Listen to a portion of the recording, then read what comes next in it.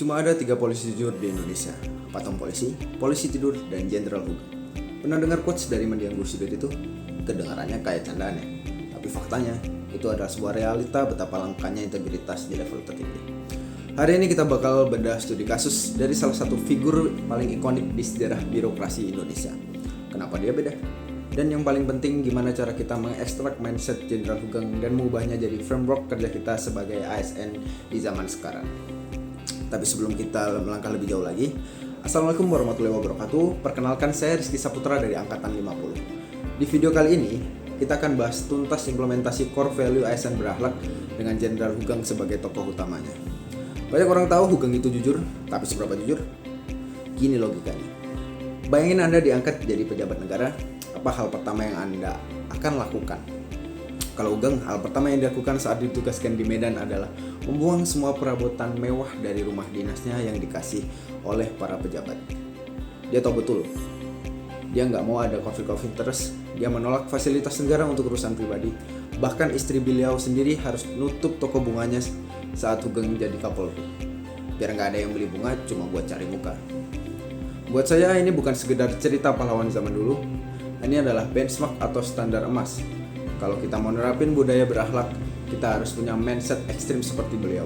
Sekarang pertanyaannya, gimana cara kita mengcopy paste mentalitas Hugeng ini ke job desk atau tugas fungsi kita sehari-hari? Kita pakai framework berakhlak. Hugeng itu Kapolri, top level manajemen, tapi dia nggak gengsi turun ke perempatan jalan buat ngatur lalu lintas kalau lagi macet. Customer obsession tingkat tinggi. Di kerjaan saya nerapin ini dengan cara memastikan data informasi cuaca yang saya analisis bisa disajikan dengan cepat dan akurat ke masyarakat. Kita dibayar pakai uang rakyat, wajar kalau kita kasih servis bintang 5. Kedua, akuntabel. Integritas harga mati. Kayak Hugeng yang nolak suap di posisi saya, akuntabel ini artinya zero tolerance terhadap manipulasi data dan tanggung jawab penuh sama fasilitas kantor. Fasilitas seperti komputer atau alat observasi murni saya pakai buat operasional kerja, bukan buat kepentingan pribadi. Ketiga, kompeten. Dunia berubah cepat, kita nggak bisa menyelesaikan masalah tahun ini pakai ilmu 10 tahun yang lalu. Makanya saya selalu upgrade skill, entah itu ikut webinar, diklat, atau baca jurnal terbaru soal meteorologi. Biar output kerja saya selalu relevan dan presisi. Keempat, harmonis. Jenderal Hugeng ini tegas ke atas tapi sangat membumi ke bawah. Dia merangkul semua golongan. Di kantor saya implementasi ini dengan cara menghilangkan mentalitas silo. Nggak ada yang namanya senioritas toksik atau diskriminasi. Kita fokus ke kolaborasi tim yang sehat. Kelima, loyal. Ini penting, loyalitas Hugeng itu ke negara dan konstitusi, bukan ke individu. Sebagai ASN, kita dituntut untuk loyal kepada NKRI dan masyarakat pada umumnya. Keenam, adaptif. Zaman Hugeng mungkin belum ada artificial intelligence, tapi prinsip responsif terhadap masalah itu abadi.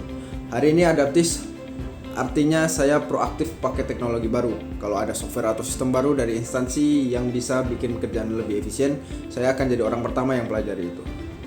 Terakhir, kolaboratif. Jenderal Hugeng sering kerja dengan tokoh-tokoh lain buat berantas masalah kejahatan. Sama halnya di tugas fungsi saya nggak bisa kerja sendiri. Saya harus proaktif kerjasama dengan rekan beda divisi atau lintas sektoral biar output yang kita keluarkan itu komprehensif. Teamwork makes of a dream work. Jadi kesimpulannya, membangun budaya berakhlak itu nggak cukup cuma dihafal buat lulus ratsar, harus dieksekusi. Jenderal Hugeng udah ngebuktiin kalau sistem yang kotor gak akan bisa menelan orang yang punya prinsip. Tantangan kita sebagai ASN muda sekarang adalah berani gak kita jadi Hugeng-Hugeng baru di unit kerja kita masing-masing. Saya Rizky Saputra, saya menolak jadi ASN yang biasa-biasa aja. Saya ASN berakhlak dan saya bangga melayani bangsa. Terima kasih. Wassalamualaikum warahmatullahi wabarakatuh.